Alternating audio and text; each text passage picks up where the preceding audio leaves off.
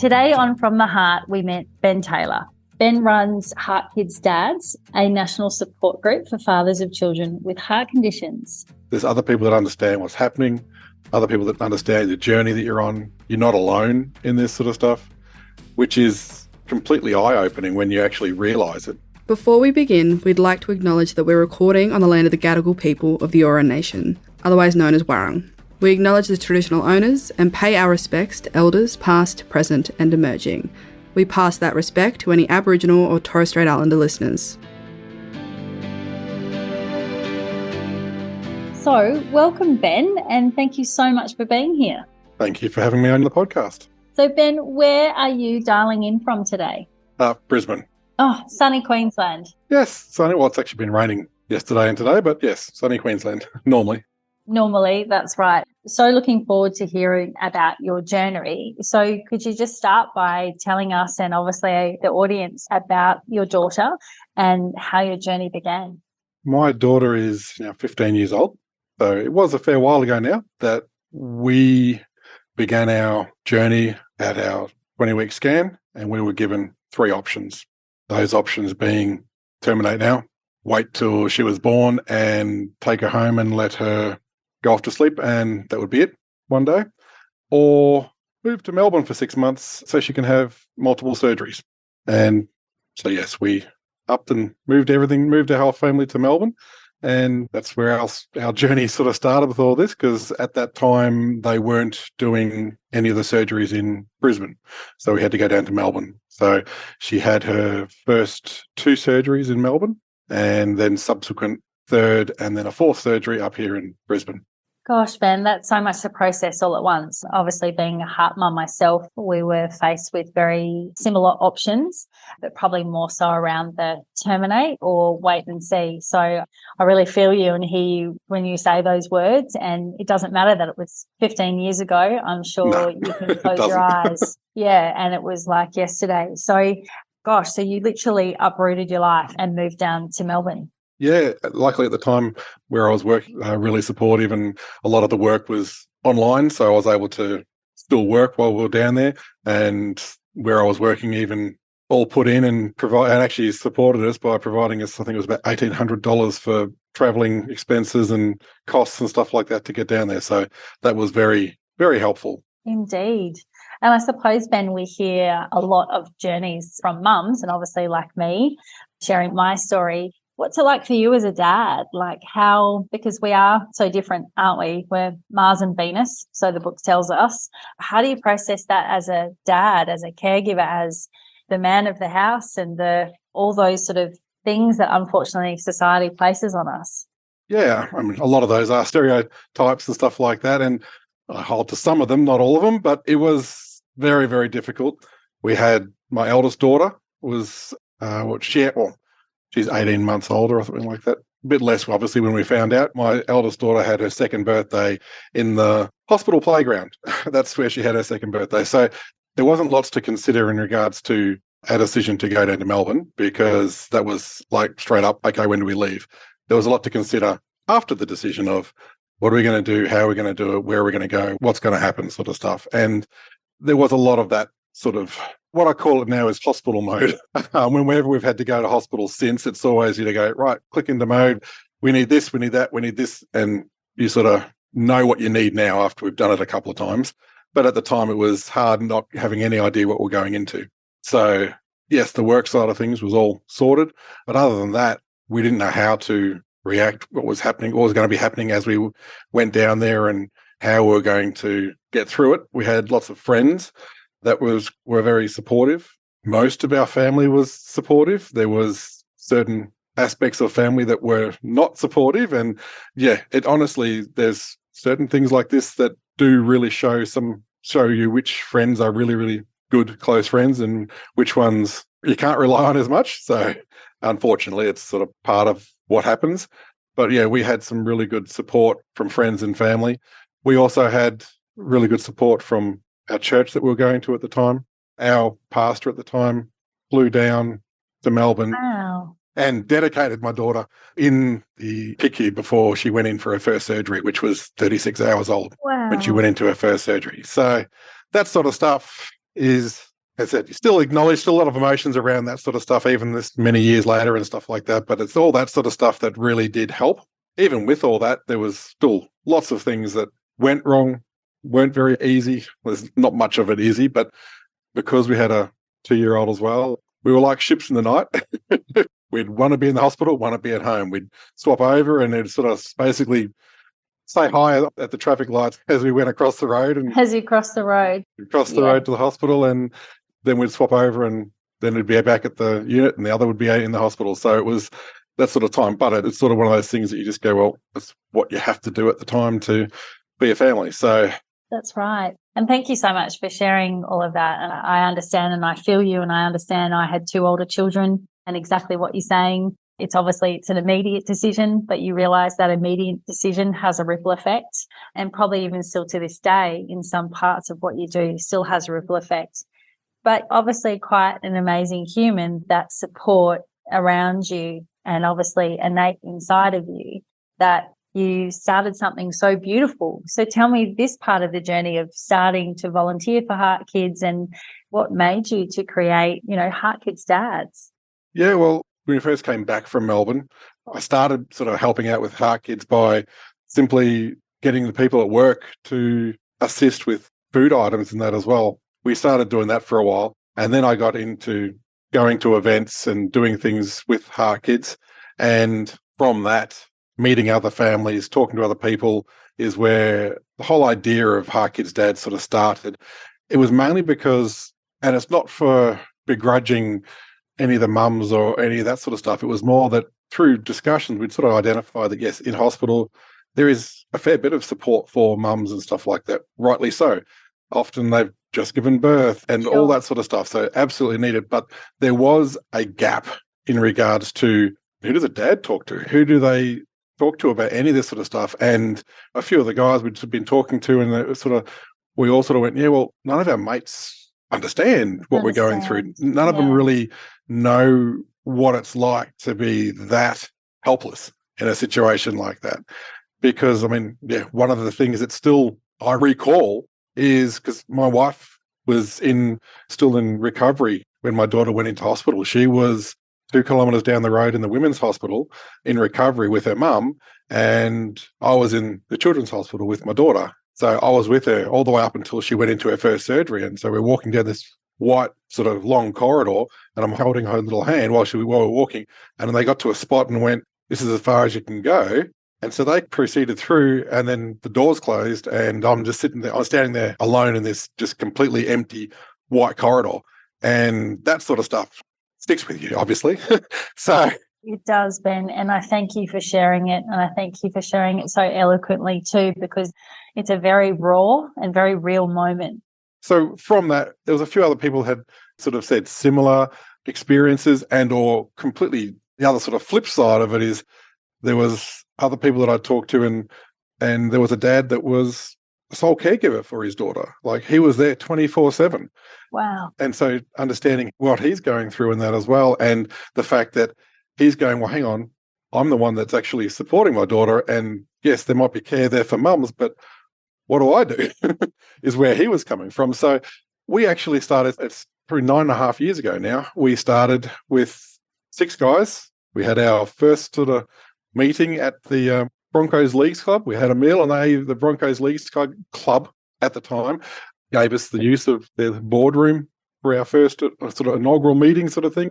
We sort of got together and had a chat about, yes, obviously some of our stories, sharing where we'd sort of come from, how we'd got to where we are. And pretty much all of those guys are still in the group now. And then 9.5 years later, we've got, I just had a look before, 249 dads. Oh, gosh. Oh, Ben, that's amazing. In our group. And we have dads from every single state in Australia. We have some from New Zealand as well. And we've even got some from Asia, sort of Vietnam area. And we've actually got some from the US as well. They just sort of found the group and went, look, we're not Australia or anything like that, but they wanted to join as well. So, and the group it is 100% dads of HeartKids. We've made sure that it's a place where dads can actually, a safe place for them to ask questions, to vent, to share stories, ask for support, ask for advice, all that sort of stuff. And I've been blown away by how much guys do actually talk about stuff, how much guys do actually support each other. But full credit to you, Ben, because you've created this space. You've created, it takes one of us. I know it takes many. I know I always talk about my village. I have so much admiration to hear that you took that moment and that journey and you decided to create that safe space and that place in which people can connect and dads can connect. I know that my husband would have absolutely benefited from that 9 years ago when we started our journey, so that people can understand who are listening. So what can they expect? Obviously, they can expect that really warm welcome. Can you talk me through some of the ways in which you've supported dads over the years? Yes, it started off as a group of a couple of guys. Then it's sort of grown now that we're on the Facebook group as well. And so that lots of other people around can share some information, ask questions and stuff. Throughout COVID and stuff, we made sure we had Zoom chats where we just sit around having a cuppa or a beer or something like that, have a chat to anyone who needed to have a chat. And we did that a number of times. That's the small stuff. And a lot of people need the small stuff. A lot of people, there's been some guys that have sort of jumped on and said, hey guys, I'm really feeling sort of, what do they call it? The black dog, really feeling down and stuff like that because of family situations. And the amount of people that were able to support him and just with comments, and then also a day or two later checking in with him. How are you going now? That sort of stuff. Keeping in communication like that. And some of those people are communicating across the country. It might be one guy saying something in Perth, but it's guys up in Townsville saying, hey, how you going? And that's been just astounding. But it goes way, way beyond that. I mean, yes, we have new dads come on, ask for advice and stuff like that, which is great. But we've been able to help other people as well. There was one dad that had to come to Brisbane for his son, and circumstances, and his wife had to make the decision about turning off his son's machine. Wow. I was in a position that, and I was able to sit with the dad the night before and just let him talk through what he needed to talk through. He told me all about his son and everything like that, which was just amazing. But going on from there, the Friday was when it was going to happen. And I, unfortunately, at the time wasn't able to do anything during the day. But another dad who works for himself said via the group, look, I'll come down. So he drove an hour and a half down into the middle of Brisbane and sat in a cafe around the corner from the hospital and worked from the cafe for the whole day, just in case the dad needed somebody else during the day. And he didn't. The dad didn't need to talk to the other member, but he did say that he was appreciative of the fact that there was someone else there. And that was amazing in itself. It actually went even further than that because it was so late in the week when this all had happened. Afterwards, the hospital sort of went, oh, well, everyone's gone home. We can't get you back home to your family, which was a fair distance away, until Monday because we don't have anyone here to organise stuff. Oh, my gosh. They got told to go back to Ronald McDonald House and wait there until Monday so they could get flights home because their other kids were at home with their family. A bunch of dads, we all put together and we had them on a flight on Saturday afternoon, and by 3 o'clock Saturday afternoon, they were home with their family. That sort of stuff is just such a testament to the dads that are on the group that will all sort of pitch in, and that's the sort of support and camaraderie that we've got, because everyone in the group understands that realistically, the ones that are in the group are the ones that understand what everyone's been through. Recently, we've been having, when we get a chance, sometimes the HeartKids have actually had free tickets to like AFL games and stuff like that. So a bunch of guys go in and take someone who's currently in hospital out for an afternoon to give them a bit of a break. But we've also recently been having barbecues. And so we've had a few times where the people that are in the hospital will come out and we'll have a barbecue, just have a chat, see how everyone's going, which has been very helpful in that as well.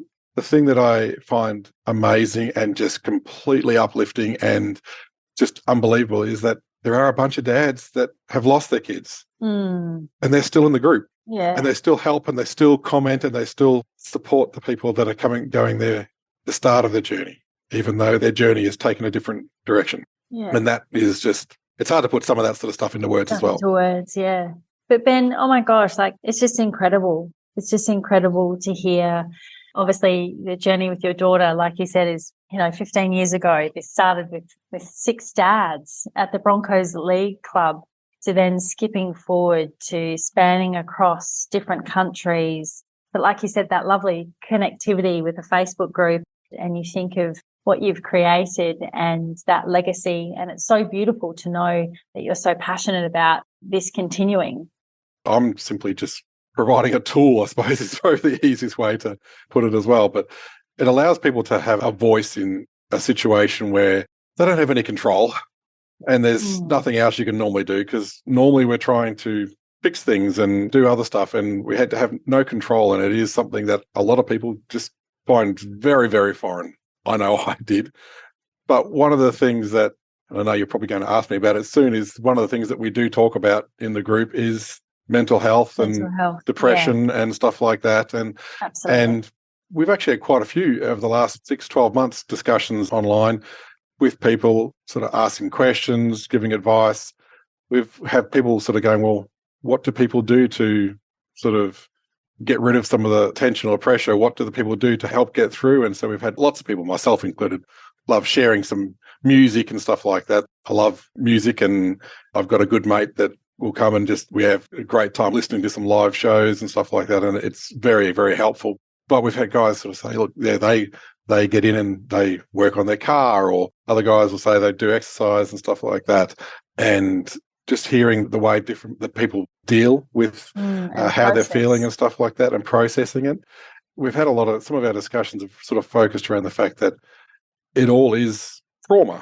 And whilst there's a lot of trauma on, obviously, our kids, but the mental anguish of seeing trauma to our kids that we don't have any way to prevent or take away from them is in and of itself just mind-blowingly sort of painful on parents. And I understand you know it yourself as well, but it's being able to figure out ways of acknowledging that and dealing with it, I suppose, and not trying to fight against it. And that's some of the advice that we have been sort of talking to people about when they...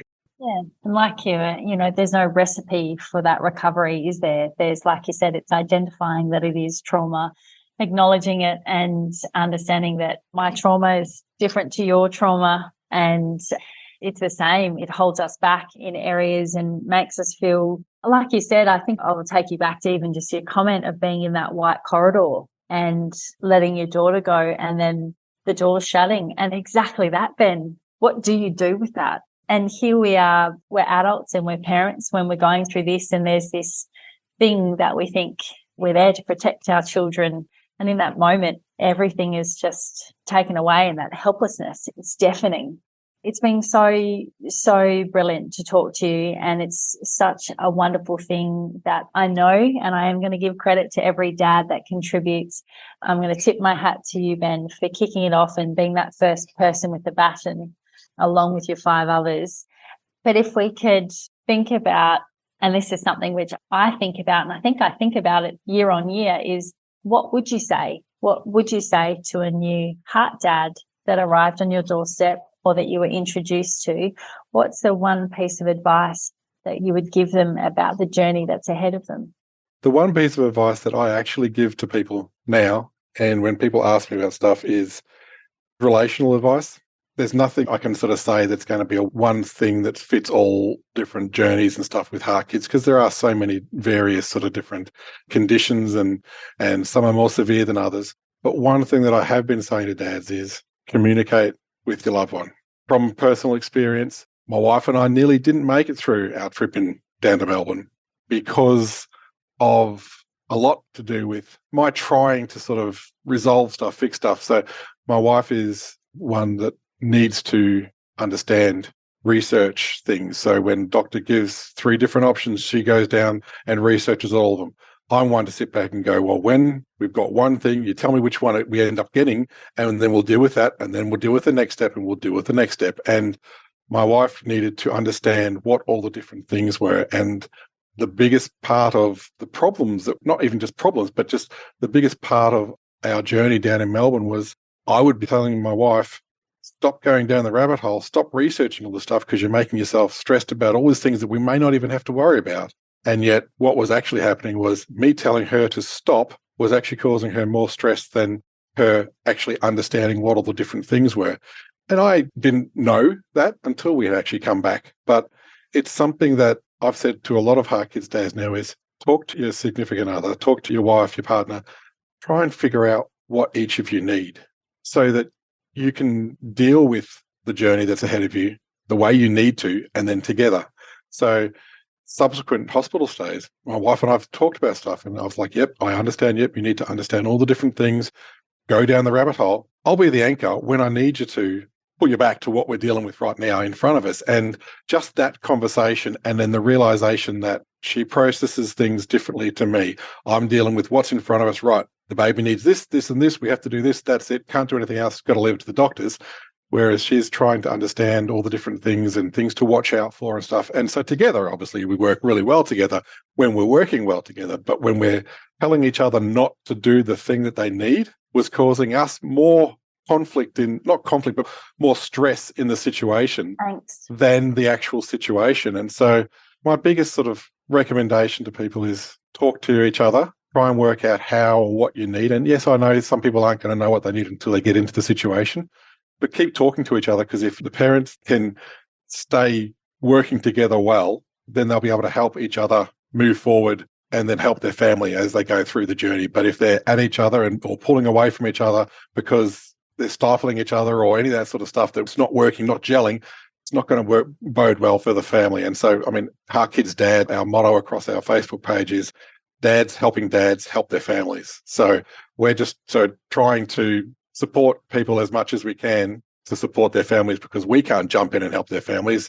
They can't even jump in and help their families for the most part, because it's the surgeons and the hospital staff that do most of the heavy lifting in that situation of a specific hospital stay. But it's about providing enough support around that so that when it's needed, they're there and they're there to do stuff. So, and that's why my only sort of real advice is talk to each other, understand what you need as much as you can, and keep talking to each other throughout the thing. So that's my learned experience, and that's sort of from there.